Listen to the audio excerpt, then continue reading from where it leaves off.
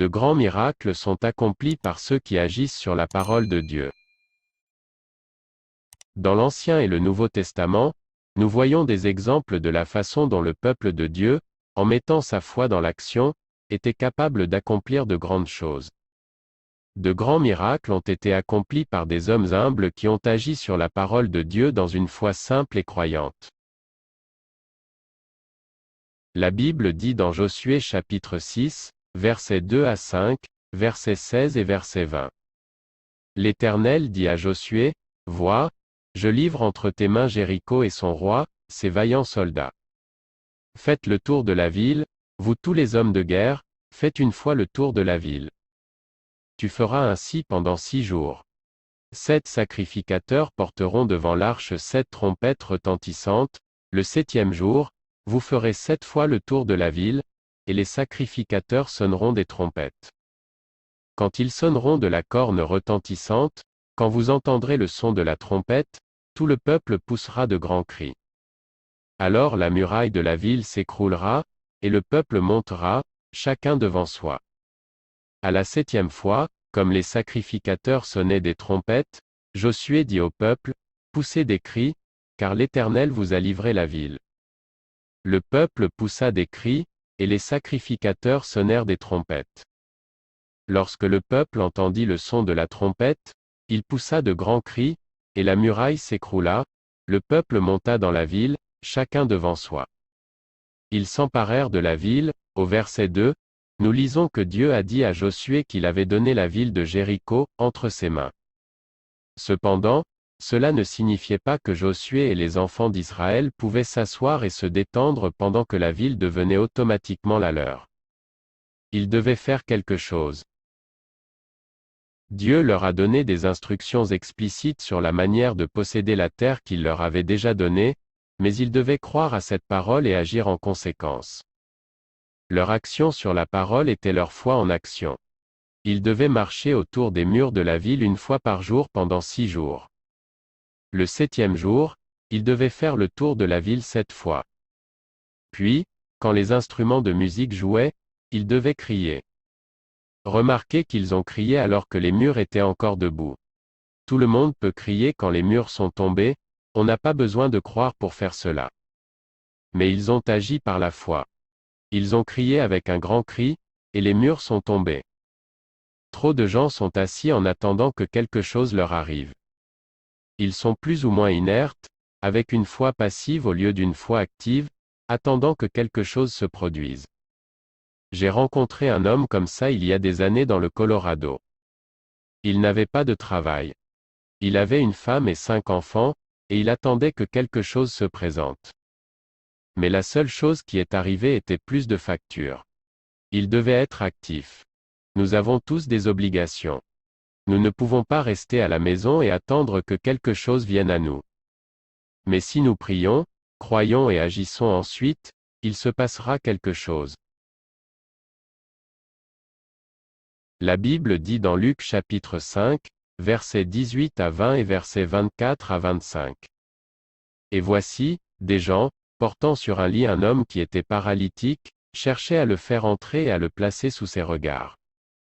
Comme ils ne savaient par où l'introduire, à cause de la foule, ils montèrent sur le toit, et ils le descendirent par une ouverture, avec son lit, au milieu de l'assemblée, devant Jésus. Voyant leur foi, Jésus dit, « Homme, tes péchés te sont pardonnés. Or, afin que vous sachiez que le Fils de l'homme a sur la terre le pouvoir de pardonner les péchés, je te l'ordonne, dit-il au paralytique, lève-toi, prends ton lit, et va dans ta maison. Et, à l'instant, il se leva en leur présence, prit le lit sur lequel il était couché, et s'en alla dans sa maison, glorifiant Dieu. Pendant que Jésus était dans une maison, certains hommes lui amenèrent un homme pour le guérir. La foule était si grande que ces hommes ne pouvaient pas aller à Jésus. Mais plutôt que d'abandonner, ils ont décidé de trouver un moyen d'aider leur ami. Ils montèrent sur le toit et, à travers une ouverture sur le toit, ils descendirent le malade dans la chambre devant le Seigneur. C'est la foi de qui a procuré ce miracle, l'homme sur le lit ou les amis qui l'amenèrent au Seigneur? L'Écriture dit, et quand il a vu leur foi. Le mot « leur » est pluriel. C'était la foi de tous. Il aurait été facile pour les amis de l'homme, en voyant la grande foule entourant Jésus, de hausser les épaules, abandonner et retourner chez eux en disant, « Eh bien, au moins, nous avons essayé, nous avons fait du mieux que nous pouvions. » Mais ils n'ont pas abandonné aussi facilement. Ils ont trouvé un moyen d'amener leur ami à Jésus. L'homme malade a aussi manifesté une grande foi, car combien d'invalides se laisseraient porter sur un toit? De plus, quand Jésus lui a dit de se lever et de marcher, il n'était pas en bonne santé. Il était là aussi impuissant que jamais. Il aurait pu dire, « Lève-toi et marche, pourquoi? Tu n'as pas vu ces hommes qui m'ont porté ici. Je ne peux pas me lever, tu dois d'abord me guérir. » Mais non, quand Jésus lui a dit de se lever, il a commencé à bouger, et quand il l'a fait, la guérison a été le résultat. S'il avait refusé d'agir selon la parole du Maître, il n'aurait pas été guéri. Mais parce qu'il a agi, il a reçu.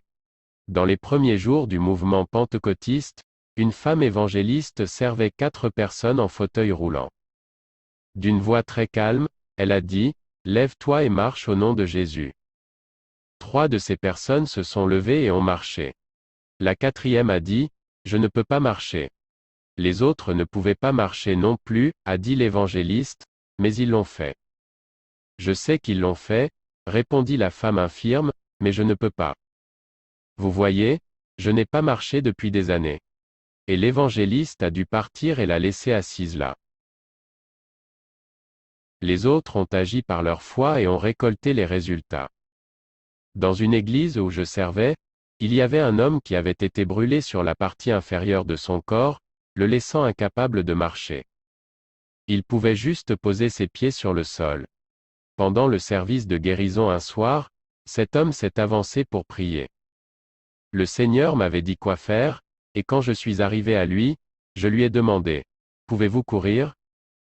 Étonné d'une telle question, il a dit, « Oh, non, je ne peux même pas marcher, encore moins courir. » Alors j'ai dit, « Le Seigneur m'a dit de vous dire de courir. » L'homme n'a même pas réfléchi. Il se retourna et commença à remonter l'allée aussi vite qu'il le pouvait. Il a fait le tour de l'église de cette manière 3 ou 4 fois, et au moment où il est revenu en face de moi, il marchait normalement. Il était parfaitement guéri. Il avait agi par la foi. Dans le service la nuit suivante, nous avons vu un autre miracle à la suite de la première. 2 messieurs âgés ont répondu à l'invitation, quelque chose qui n'est pas souvent vu. J'ai appris plus tard que ces hommes étaient des frères, âgés de 72 et 74 ans, qui vivaient à côté de l'homme qui avait été guéri la veille. Quand ils ont vu leur voisin estropié travailler dans sa cour le jour suivant, ils ont cru qu'il avait rampé dehors. Mais ensuite ils l'ont vu se lever droit et correctement, et se promener dans la maison. Ils se sont dépêchés de découvrir ce qui s'était passé. Il leur a parlé de sa guérison et de ce que le Seigneur avait fait pour lui. En conséquence, les 2 hommes sont venus au service ce soir-là et ont donné leur cœur au Seigneur.